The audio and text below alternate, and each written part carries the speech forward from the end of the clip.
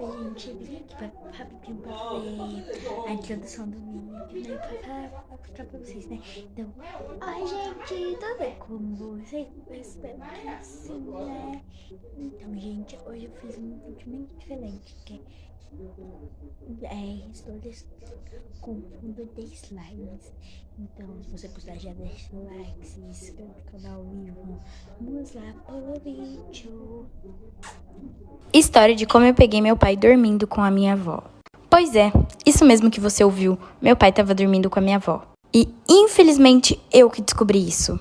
Quando eu peguei os dois fazendo aquilo, foi a experiência mais traumatizante da minha vida, sério. Só pra vocês entenderem o contexto, basicamente, meu pai falou pra minha mãe que teria que trabalhar até tarde pra ganhar um dinheiro a mais. Porque na época nós estávamos realmente precisando. Nisso, alguns meses se passaram e minha mãe disse que ele começou a agir de uma maneira bem estranha e pediu pra que eu ficasse de olho nele, caso algo de diferente acontecesse. E vocês me conhecem, era óbvio que eu ia ficar mais atenta. Mas não adiantou muita coisa porque eu não descobri nada. Até um dia depois da escola que eu fiquei trancada pra fora de casa porque eu tava sem chave e meus pais estavam trabalhando. Aí eu pedi pra minha mãe me buscar, ela disse que tava muito longe e não tinha como passar em casa. Então pedi pra uma amiga me deixar na casa da minha avó. Eu tentei ligar pra ela, mas ela não atendia, então fui mesmo assim. Eu entrei pela porta dos fundos, como eu já tô acostumada, e fui em silêncio lá no quarto dar um beijo nela. Quando eu cheguei no quarto, eu vi ela e meu pai na cama. Tô ficando sem tempo, deem like pra parte.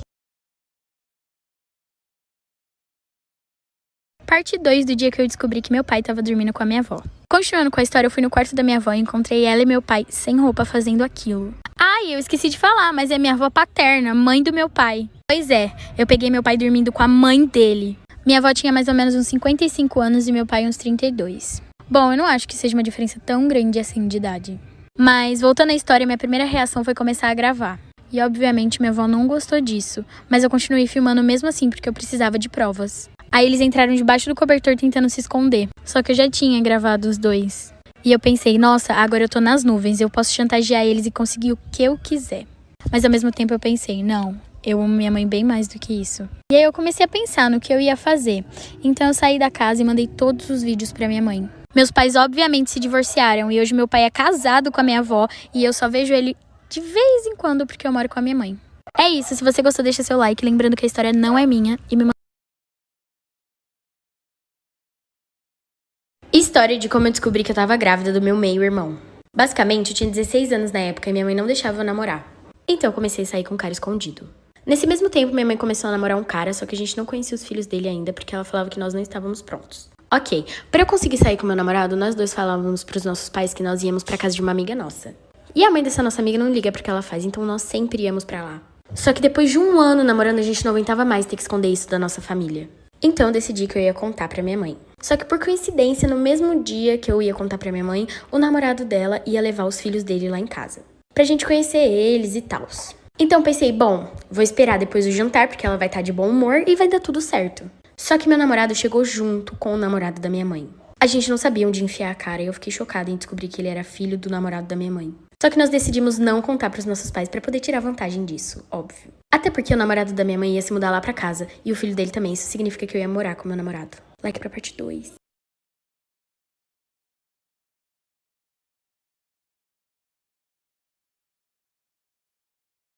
Parte 2 de como eu descobri que eu tava grávida do meu próprio irmão.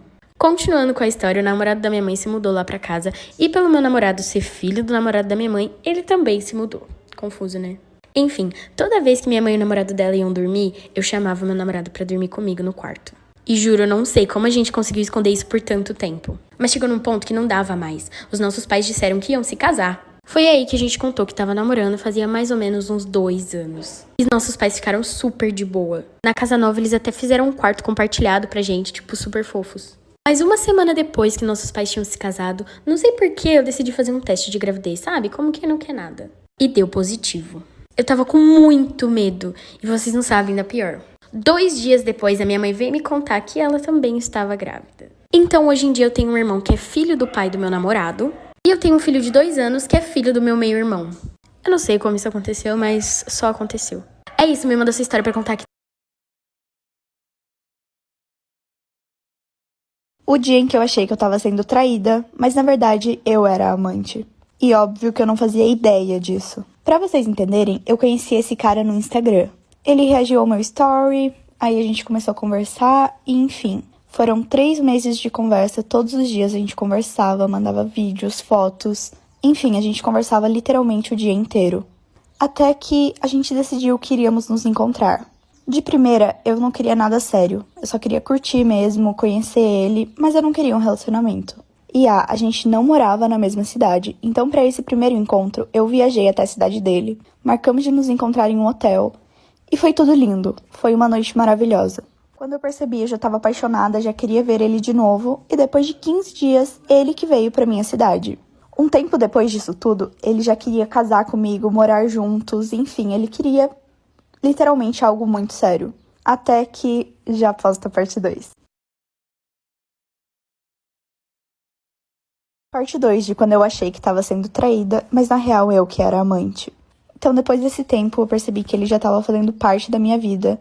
Ele já conhecia todos os meus amigos, conhecia a minha família. E a cada 15 dias ele vinha pra minha cidade pra ficar comigo. Então eu estava completamente apegada e apaixonada nele. E ele sempre me tratou igual uma princesa. Até que, em um dia específico, em um domingo, ele sumiu. Do nada desapareceu.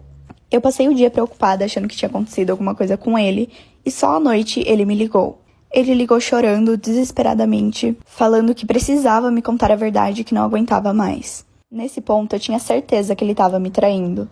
Mas era pior. Na real, ele não estava me traindo. Ele namorava fazia 6 anos. Eles moram juntos, têm um cachorro, enfim, são casados. Então tudo que a gente viveu foi uma bela mentira.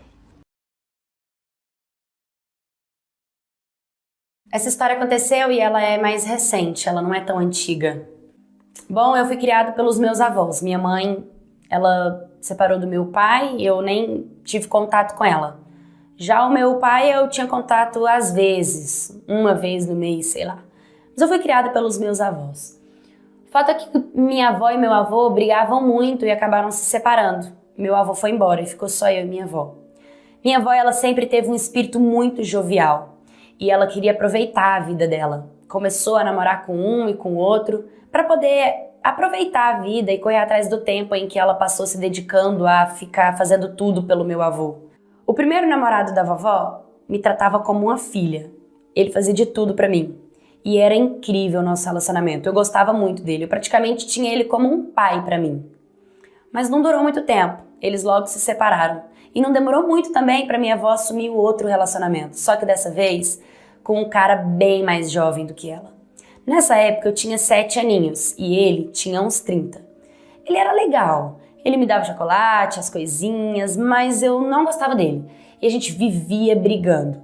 E claro que com o passar do tempo, essas brigas foram se tornando mais constantes. Então a gente não dava certo. Mas eu respeitava ele por ele ser o namorado da minha avó. O tempo foi passando e eu fui me acostumando com ele. Ele sempre estava dentro da nossa casa. Ele praticamente morava com a gente. E eu fui me adaptando àquele relacionamento deles. Eu fui crescendo. O tempo foi passando. Quando eu fiz 14 anos de idade, eu já tinha menstruado, eu já estava bonita, com peitão, quadril, com bunda, sabe? E assim, a cabeça mais esperta também. Eu lembro que eu estava com uma cólica terrível, eu estava deitada na minha cama quando a minha avó perguntou se eu ia querer viajar para o interior com ela para visitar a minha tia, irmã da minha avó. Só que como era no interior do Pará, era muito longe da nossa casa. E a gente ia ter que ficar 3 dias viajando dentro do ônibus. Eu falei, nossa, vó, vai a senhora e eu fico aqui. Eu já estava moça, como sempre fui eu e ela, então eu já sabia lavar, passar, cozinhar e cuidar de mim mesma. Minha avó também confiava em me deixar sozinha. Então ela foi. Quando a minha avó saiu, passou umas 2 horas mais ou menos que ela tinha saído de casa, tocaram no portão. Eu abri, era o namorado da vovó. E aí ele pegou e perguntou se a minha avó já tinha saído. E eu falei que sim. Ele falou, poxa, queria falar com ela. Mas beleza, eu falei, entra, né? Como eu já estava extremamente adaptada com ele, 7 anos do relacionamento dos dois, eu convidei ele para entrar, ele entrou. Ele ficou ali sentado no sofá assistindo televisão e eu fiquei fazendo as minhas coisas.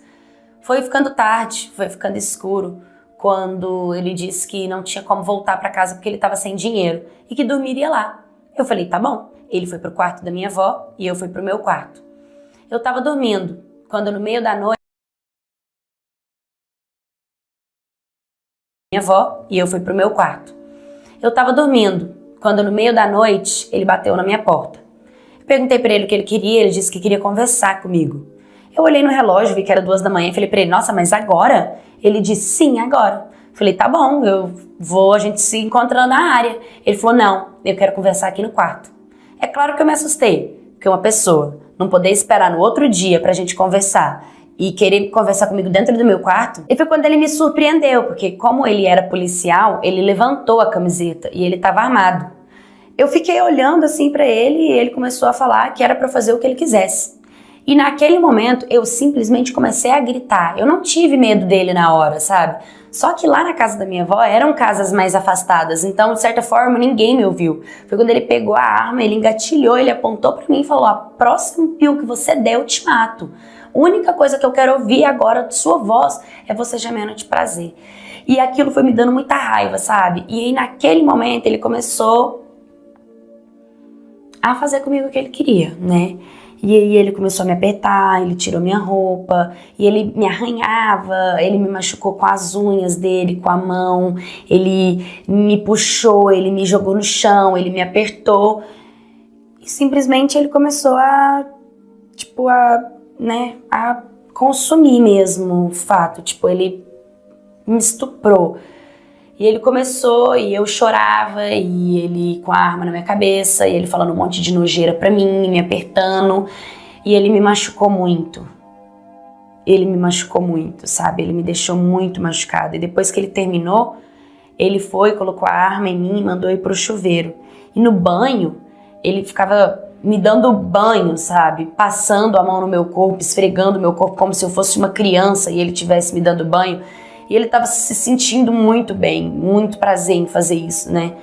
E eu chorava muito. E depois disso, o dia amanheceu, a minha avó me ligou e ele com a arma ainda apontada para mim, começou a falar para eu falar para minha avó que estava tudo bem, para ela não se preocupar. E eu tive que falar para ela que estava tudo bem, mesmo com a minha voz trêmula, mesmo eu com medo e a minha avó sentindo que tinha alguma coisa.